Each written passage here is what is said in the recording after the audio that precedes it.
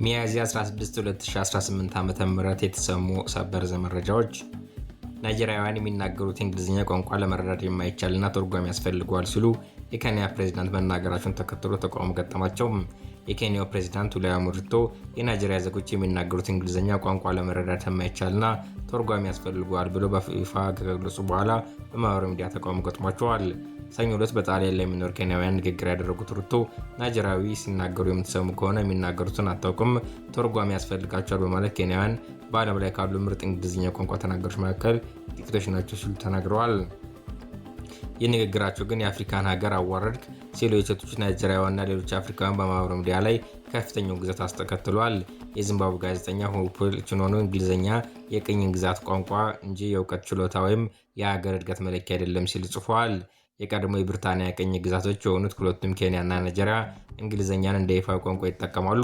ነገር ግን እያንዳንዱ ሀገር የተለያየ የፎኔቲክ አወቃቀሮች ያሏቸው የተለያዩ የንግግር ዘይቤን አዘጋጅተዋል። እነዚህ ልዩነቶች የሀገራዊ ተወላጆች ተጽዕኖን የሚያንጸባርቁ ናቸው። ናይጄሪያ ከ500 በላይ ቋንቋዎች ያሏት ሲሆን ኬንያ ደግሞ ባንቱ፣ ኒሉቲክ፣ ኩሽቲክ ድብልቅ የራሷን እንግሊዝኛ ንግግሮች ያስገኛሉ። ነገር ግን ሩቶ ለዲያስፖራዎች ስብስብ ያደረጉት ንግግር የኬንያ የትምህርት ስርዓት ጠንካራ እንግሊዝኛ ቋንቋን ያዳብራል በማለት ናይጄሪያውያን እንግሊዝኛ ሲናገሩ ለመረዳት አዳጋች ነው ብለዋል። ጣሊያንን ኢራንን በመተካት በዓለም ዋንጫ እንድትሳተፍ አሜሪካ ያቀረበችውን ሀሳብ ተገቢ አይደለም ስትል ውድቅ አደረገች።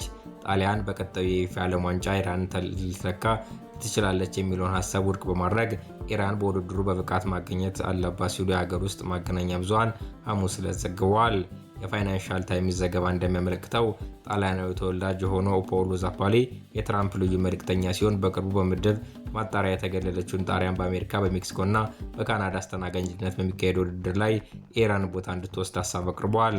በመጀመሪያ ሀሳቡን ውድቅ ያደረጉት የጣሊያን ብሔራዊ ኦሎምፒክ ኮሚቴ ፕሬዝዳንቱ ሉቺያኖ ቦይሌ መሆናቸው ጋዜጣ ዴሎ ሪፖርት ዘግቧል። በመጀመሪያ ደረጃ የሚቻል አይመስለኝም፣ ሁለተኛ ቢቻል እንኳን ቅር ይለኛል፣ ወደ ዓለም ዋንጫ መሄድ ያለብን በብቃት ነው ሲሉ ተናግረዋል። የህገ መንግስት ፍርድ ቤት 70ኛ ዓመት የምስረታ በዓልን ምክንያት በማድረግ የጣሊያን ስፖርትና የወጣቶች ሚኒስትር አንድሪያ ቦዲ በኮሬሊዮን ቤተ መንግስት በተገኙበት ወቅት እነዚህን አስተያየቶች አስተጋብተዋል። በንግግራቸው ጣሊያን በዚህ መንገድ ወደ ዓለም ዋንጫ መሄድ አግባብ አይደለም፣ በሜዳ ላይ ብቁ መሆን አለባችሁ ሲሉ ተናግረዋል። ኢራንም እንደታቀደው ለመወዳደር ፍላጎት እንዳለ በማሳየት ምላሽ ሰጥታለች።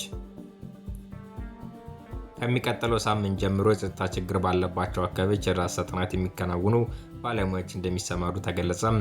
ግንቦት 24 ቀን 2018 ዓ.ም የሚከናወነው ምርጫ ላይ የጸጥታ ስጋት ያለባቸው ቦታዎች ለመለየት የሚያስችሉ ስራዎች እንደሚሰሩ ያስታወቀው የኢትዮጵያ ምርጫ ቦርድ ሰብሳቢ ወይዘሮ ሜላትወርቅ ኃይሉ እንደገለጹት በጸጥታ ስጋቶች በቀጠናዎች ያሉ አሳቻይ ሁኔታዎችን መለየት እንዲቻል ከፖለቲካ ፓርቲዎችና ከሲቪል ማህበራት የተውጣጡ አካላትን ማዘጋጀት ተችሏል።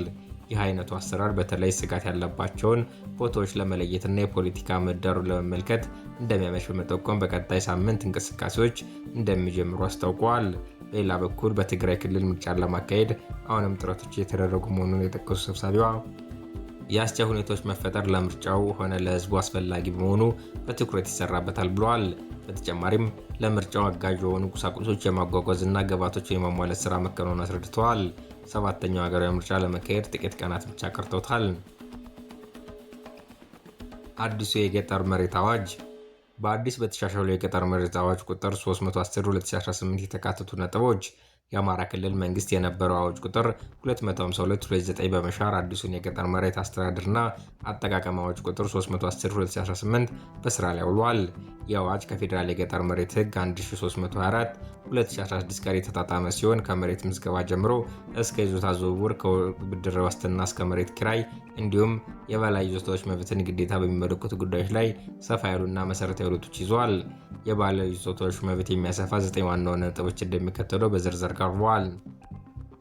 አንደኛ፣ የአዋጁ ተፈጻሚነት ወሰን አንቀጽ 3 በቦታ ረገድ በገጠር መሬት ላይ በክልል ውስጥ በሚገኝ ማንኛውም የገጠር መሬት ላይ ተፈጻሚ ይሆናል።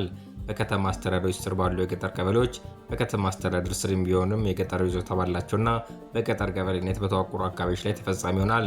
ርክክብ ባልተፈጸመባቸው የከተማ ወሰን መሬቶች አንድ አካባቢ ወደ ከተማ ወሰን እንዲገባ ተደርጎ ነገር ግን በከተማውና በገጠር መሬት ማስተዳደር መካከል የይዞታ ርክክብ እስካልተፈጸመ ድረስ በዚያ አዋጅ መመራቱ ይቀጥላል።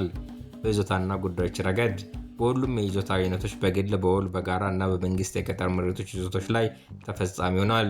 የህግ ተቃርኖ ለመፍታት የገጠርና የከተማ መሬት አስተዳደር ወሰን ላይ ይፈጠሩ የነበሩ ግራ መጋባቶችን ለመቅረፍ እንዲቻል የገጠር መሬት ይዞታ ምን ማለት እንደሆነ የሚገኝበትን አስተዳደር ወሰን በማያሻማ ሁኔታ ይገልጻል። ልዩ ሁኔታዎች ልዩ ጥበቃ የሚደረግላቸው መሬቶች ለደን ልማት፣ ለዱር እንስሳት ጥበቃና ለማዕድን ልማት ተከልለው የተያዙ መሬቶችን በተመለከተ አዋጁ እንዳስፈላጊነቱ ተፈጻሚ ቢሆንም በዘርፍ የወጡ ልዩ ህጎች ቅድሚያ ሊሰጣቸው እንደሚችል ይጠቁማል። ሁለተኛም የመሬት ማግኘት መብትን ተጠቃሚነት አንቀጽ 48 ነፃ መሬት በግብርና መስተዳደር የሚፈልጉ የክልሉ ነዋሪ ዕድሜ 18 በላይ መሬት በነፃ የማግኘት መብት አለው። ቅድሚያ የሚሰጣቸው የወላጅ የሌላቸው ህጻናት፣ አካል ጉዳተኞች፣ አቅመ ደካሞች፣ ሴቶችና ወጣቶች ልዩ ትኩረት የቅድሚያ መብት ይሰጣቸዋል። የመብት ቆይታም የአርሶ አደሮች፣ ከፊል አርብቶ አደሮች፣ የሃይማኖት ተቋማት መብት የጊዜ ገደብ የሌለው ለዘላለም ነው። መንግስታዊ ያልሆኑ ድርጅቶች ግን ለስራቸው አስፈላጊ እስከሆነ ጊዜ ብቻ ይፈቀድላቸዋል። ሶስተኛ የይዞታ ዝውውር፣ ኪራይ፣ ስጦታና ውርስ። ኪራይ አንቀጽ 9 ባለ ይዞታው ከግማሽ የማይበልጥ ይዞታው ማከራየት ይችላል። አረጋዊና አቅመ ደካሞች ግን ሙሉ ማከራየት ይችላሉ። የጊዜ ገደብ ለቋሚ ተክል እስከ 30 ዓመት፣ ለሰብል እስከ 10 ዓመት። ስጦታም አንቀጽ 11 ለስጋ ዘመድ ወይም በየጦረኛ ልዑል ለማንኛውም ሰው በጽሁፍ መስጠት ይቻላል። ውርስ አንቀጽ 12 ማንኛውም ሰው የመንግስት ሰራተኛን ጨምሮ በኑዛዜ ወይም ያለ ኑዛዜ በፍትሐ ብሔር ህጉ መሰረት መሬት መውረስ ይችላል። ይህም ቀደም ሲል የነበረውን ገደብ ያነሳ ትልቅ ለውጥ ነው። አራተኛ ንብረት መሸጥና በጋራ ማልማት አንቀጽ 13-19 የንብረት ሽያጭ በመሬት ላይ ለማን ቋሚ ንብረት ቤት ወይም ቋሚ ተክል መሸጥ ይቻላል። ቋሚ ተክል ከሆነ ሙሉ በሙሉ ከለማ ግማሹን፣ በከፊል ከለማ ግን የለማውን ማሳ መሸጥ ይፈቀዳል። ከባለ ሀብት ጋር ማልማት ባለ ይዞታው የመጠቀም መብቱን እንደ ካፒታል በመጠቀም ከባለ ሀብት ጋር በጋራ ማልማት ይችላል። አምስተኛም የብድር ዋስትና አንቀጽ 15 የመሬት የመጠቀም መብትን ለፋይናንስ ተቋማት ለብድር ዋስትና ማስያዝ ይቻላል። የዋስትና ዘመኑ ቢበዛ እስከ 10 ዓመት ይቆያል። ተበዳሪው ካልከፈለ አበዳሪው መሬቱን ለተወሰነ ጊዜ በመጠቀም ዕዳውን ያካክሳል። ስድስተኛ ዲጂታል ምዝገባና ይዞታ ማረጋገጫ አንቀጽ 61-62 ዲጂታላይዜሽን የመሬት መረጃ አስተዳደርና አገልግሎት አሰጣጥ በዲጂታል ስርዓት መመራት እንዳለበት በአስገዳጅነት ተደንግጓል። የምስክር ወረቀት የይዞታ ማረጋገጫ ደብተር በመሬት ላይ ያለ መብት የሚያረጋግጥ የመጨረሻና ፍጹም ማስረጃ ሆኖ ያገለግላል። ሰባተኛ ይርጋና የግጭት አፈታት አንቀጽ 14 እና 73 የይዞታ ክስ ይርጋ መሬት ያለ አግባብ የተወሰደበት ሰው በ15 ዓመት ውስጥ ክስ ማቅረብ አለበት። ቀደም ሲል 10 ዓመት የነበረው መሻሻሉ ልብ ይሏል። የወራሽ ይርጋ ውርሱ ከተከፈተ ከ13 ዓመት ውስጥ መጠየቅ አለበት። ሽምግልና ባህላዊ የግጭት አፈታት ስርዓቶችን ሽምግልና እንደ አማራጭ የመፍትሄ መንገድ እውቅና ተሰጥቷቸዋል። ስምንተኛ የተጋላጭ ወገኖችና የአንድ ላይ ሚስት መብት አንቀጽ 25 አንድ ባል ከአንድ በላይ ሚስት በሚኖረው ጊዜ የሴቶች መብት ለመጠበቅ ሲባል የጋራ መሬቱን ተከፋፍሎ በየስማቸው እንዲመዘገብና ባልየው አዲስ በሚመሰረቱት ትዳር ላይ በራሱ ድርሻ ላይ ብቻ እንዲመዘገብ ይደረጋል። ዘጠነኛም የአጠቃቀም ገደቦችና ግዴታዎች አንቀጽ 33-35 መሬትን የመንከባከብና የአፈር መሸረሽን የመከላከል ግዴታ ተጥለዋል። ተዳፋትነትን ከ60% በላይ የሆነ መሬት ለሰብል እርሻ መጠቀም የተከለከለ ሲሆን ለዛፍ ልማት ብቻ መዋል አለበት። ግዴታን አለመወጣት ከማስጠንቀቂያ ጀምሮ የመጠቀም መብት እስከ ማጣት የሚያስደርስ አስተዳደራዊ እርምጃ ያስከትላል። አዋጁ የጸናበት ቀን መጋቢት 28 ቀን 2018 ዓ.ም። መረጃው የአማራ ክልል መሬት ቢሮ ነው።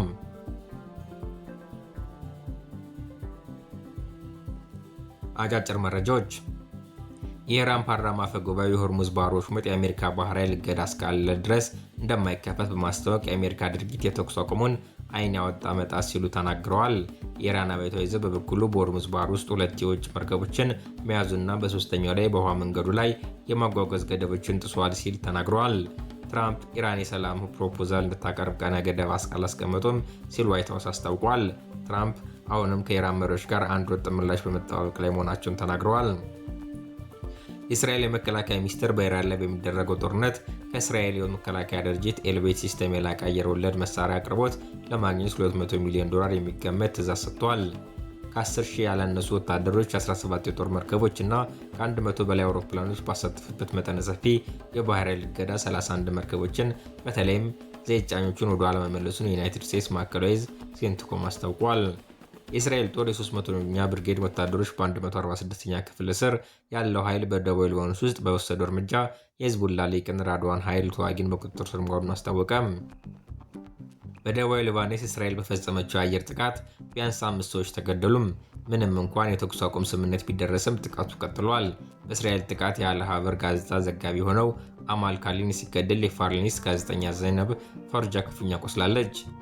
የሊባኖስ ፕሬዝዳንት ጆሴፍ አውን በአልታየር ከተማ በእስራኤል ጥቃት በተገደለው የአል ሀበር ጋዜጠኛ አማል ካሊኒ ሞት የተሰማቸውን ሐዘን ገልጸው በተመሳሳይ ጥቃት ከባድ ጉዳት የደረሰባት ባልደረባዋ ዘይነብ ፈርጃ በፍጥነት እንዲያገግሙ ምኞታቸውን ገልጸዋል። ኢራን ከሞሳድ ጋር ግንኙነት አለው ተብሎ የተከሰሰውን ሰው በሞት ቀጣች። የኢራን ፍትህ አባላት ይፋዊ መገናኛ ብዙሃን የሆኑ ሚዛን እንደዘገበው ተቃዋሚ ቡድኑ ከእስራኤል የስለላ አገልግሎት ሞሳድ ጋር ግንኙነት አለው ተብሎ የተከሰሰው ሰው መገደሉን ዘግቧል። ሱልጣን አሊ ሺርዛክ ሆር ሙሽታቢን ኢልሃቅል ተቃዋሚ ቡድን ረጅም ጊዜ አባል እንደነበርና ከቡድኑ ጋር በተለያዩ ዘርፎች ለዓመታት ሰፊ ትብብር እንደነበራቸው ሚዛን ዘግቧል። እስራኤል በጋዛ ባደረሰች ጥቃት ከተገደሉት 5 ፍልስጤማውያን መካከል 3 ህጻናት መሆናቸው ተሰምቷል። ኤነርጂ ሞኒተር እንዳስታወቀው ከ10 ሚሊዮን በርሜል በላይ የሆነ የኢራን ነዳጅ ዘይት ከአሜሪካ ክልከላ ከጣለች በኋላ ከባህረ ሰላጤ ወጥቷል።